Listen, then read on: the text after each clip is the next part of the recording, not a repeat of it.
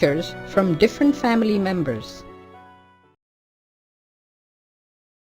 By the end of this lesson, you will be able to define heredity, define variation, describe the life and work of Mendel, describe the terms used in genetics, describe Mendel's experimental study with pea plants, describe the process of sex determination.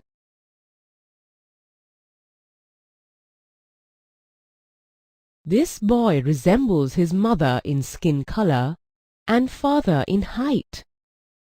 Let's see why. All the cells in his father and mother have 46 chromosomes each. During the reproductive process, his father produces a male gamete and his mother produces a female gamete, each with 23 chromosomes. The male gamete fuses with the female gamete to give birth to a child. So, the newborn child receives 23 chromosomes from the father and the other 23 from the mother. Boy receives genes for the characters from both the parents. The boy has received the gene for height from his father and the gene for skin color from his mother. That's why the boy resembles his parents in skin, color and height. But the boy differs from parents in other ways, such as his curly hair and blue eyes, which neither of the parents have. Any characteristic that is transferred from parent to offspring, such as height and color, is known as a trait. As this trait is inherited from the parents, it is known as an inherited trait. This process of passing traits from parent to offspring is called heredity. Offspring are never an exact copy of their parents, as you have seen in this case. There may be some differences. Curly hair and blue eyes of the boy are the differences that are called variations. Gregor Johann Mendel was the pioneer among geneticists who discovered the concept of inheritance of characters or traits from parents to offspring. He proposed the principle of inheritance and is known as the father of genetics. He experimented with pea plants and found variations among them. Later, these variations were found to be genetic variations. Variations in heredity occur during sexual as well as asexual reproduction. Let's look at a few examples. When we observe a field of sugarcane, we hardly find variations among the individual plants. A bacterium divides into 2 bacteria, and the resultant 2 bacteria redivide to generate 4 bacteria. All these bacteria are identical. However, there may be minor differences generated due to small inaccuracies in DNA copying. Now things change slightly in the case of sexual reproduction. Maximum variation is produced by this process, as can be seen in the case of human beings. Did you know that Mendel was educated in a monastery and studied science and mathematics at the University of Vienna? He wanted to be a teacher, but he failed the teaching examination. However, he did not lose hope. He returned to the monastery and started growing pea plants in the garden. Mendel blended his knowledge of science and mathematics to keep count of the pea plants exhibiting a particular feature in each generation. Mendel researched heredity and arrived at the laws of inheritance. He used a number of pea plants with various traits such as round or wrinkled seeds, tall or short plants, white or violet flowers, and so on.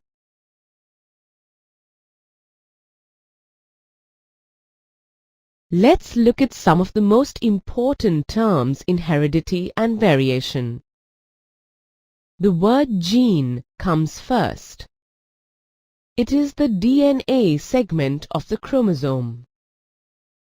Genes control the expression of characters.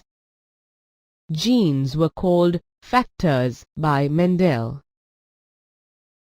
Each gene is present in two alternative forms called allele. Each allele controls single traits. Tallness in a plant is a dominant trait, controlled by a dominant allele, and is represented by the uppercase T.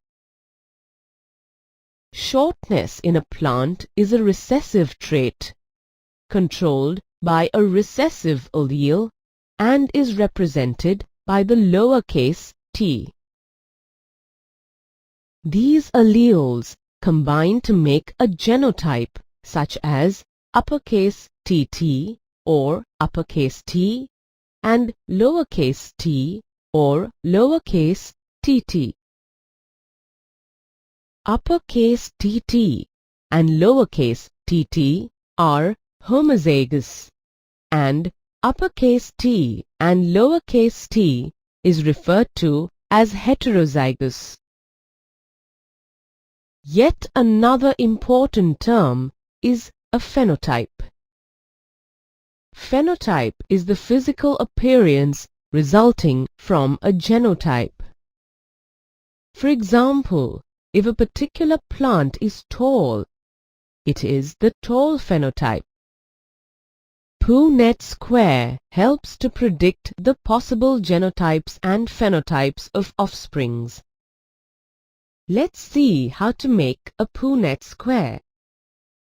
Place the genetic combinations of the parents, like parent lowercase tt, along the right of a grid, and other parent uppercase tt along the left of the grid, and the alleles of the gamete, uppercase T and lowercase t, below the parents.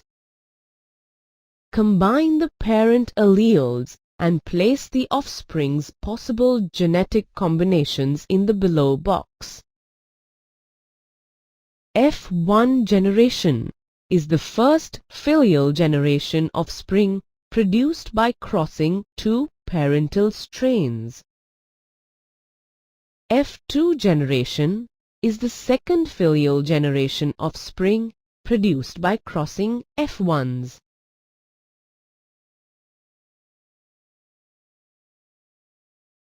I don't think I've understood completely.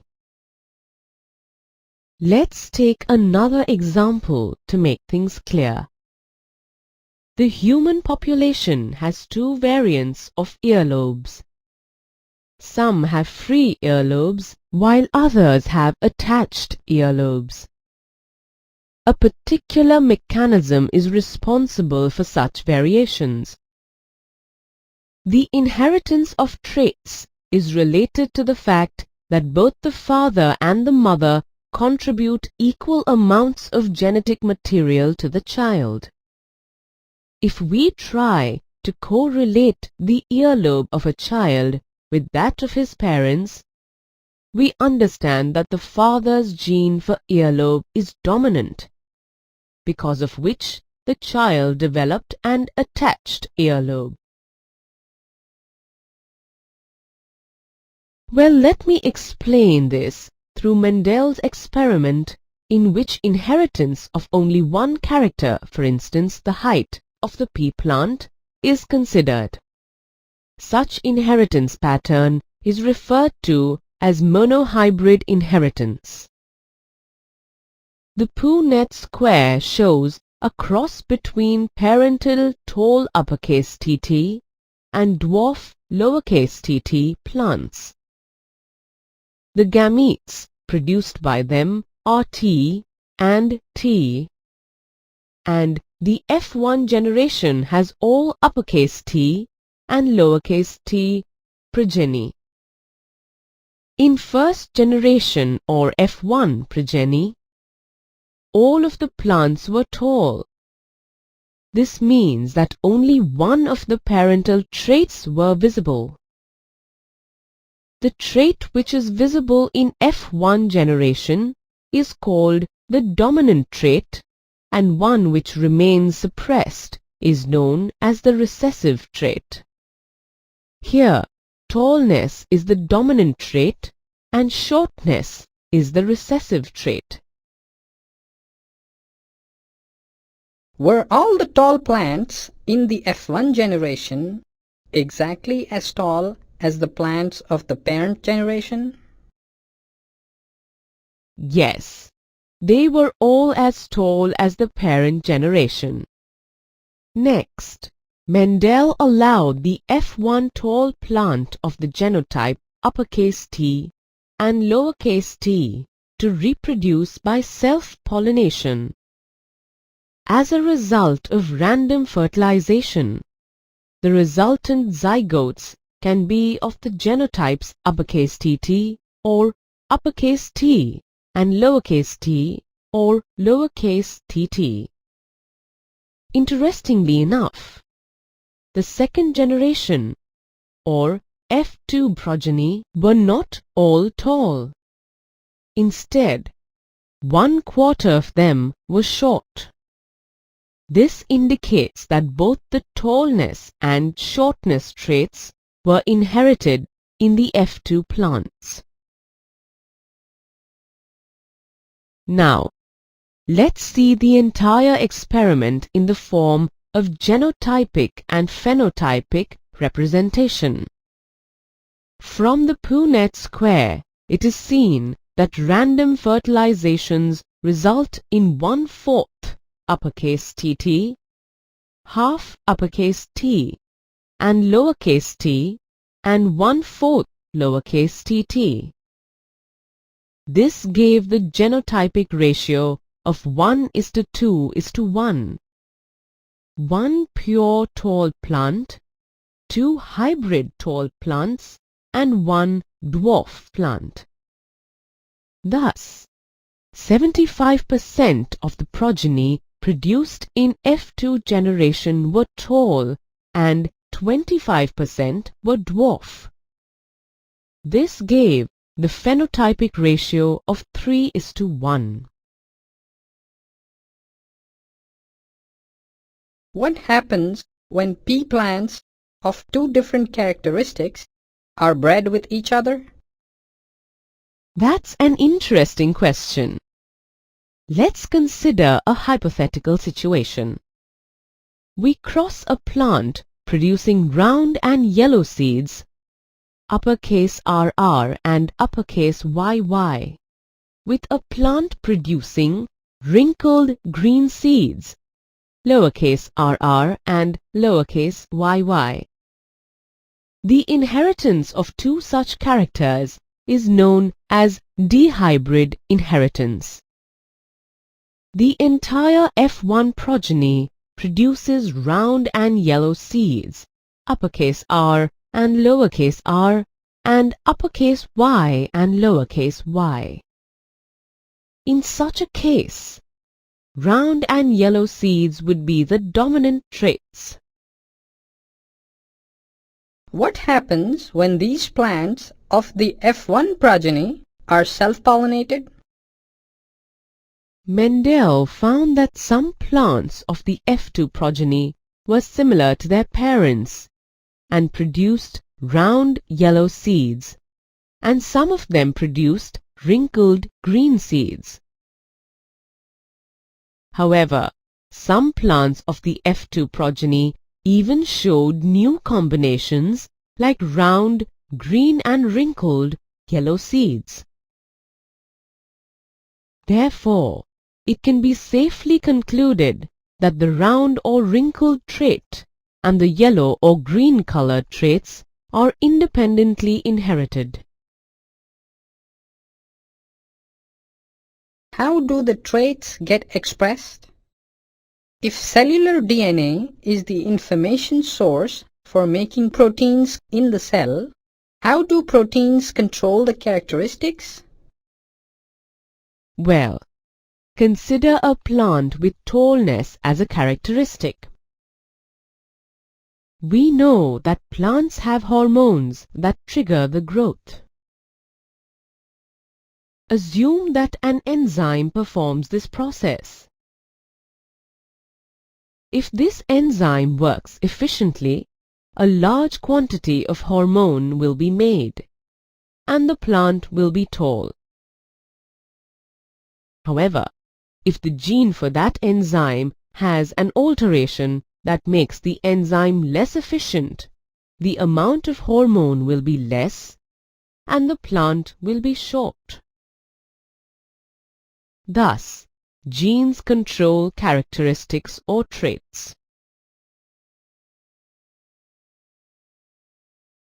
Why do we have only boys in our family? Why not girls? Does such a difference occur only in humans? The sex of human beings is determined by the sex chromosome. In some animals like crocodiles, the temperature at which fertilized eggs are kept determines whether the animals developing in the eggs will be male or female. In other species, such as snails, individuals can change the sex depending upon the external environment. It indicates that the sex is not determined by germ cells.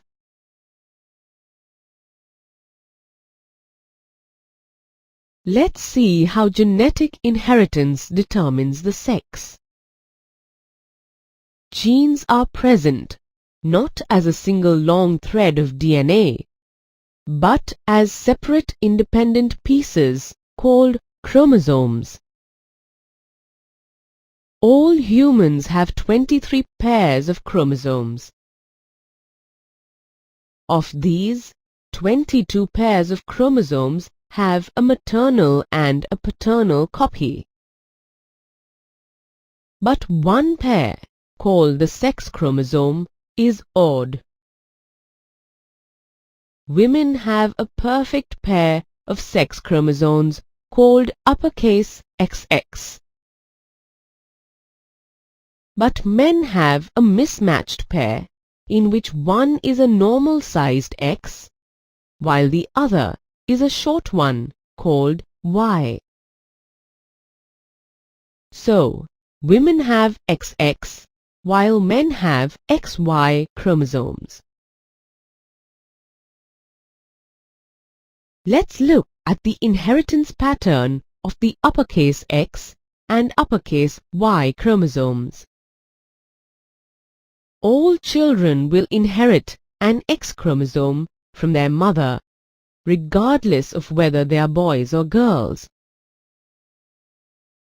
A child who inherits an X chromosome from her father will be a girl, and one who inherits a Y chromosome from him will be a boy. There's my brother, and that is my cousin next to me. These are my parents, and those are my grandparents. Sarah and her brother both have freckles on their faces and wear glasses. As you can see, they get their freckles and their eyesight from their parents. This is because Sarah and her brother have common ancestors, their grandparents. This is an example of the fact that all life on Earth is descended from a common ancestor. So we can say that biological evolution is descent with modification.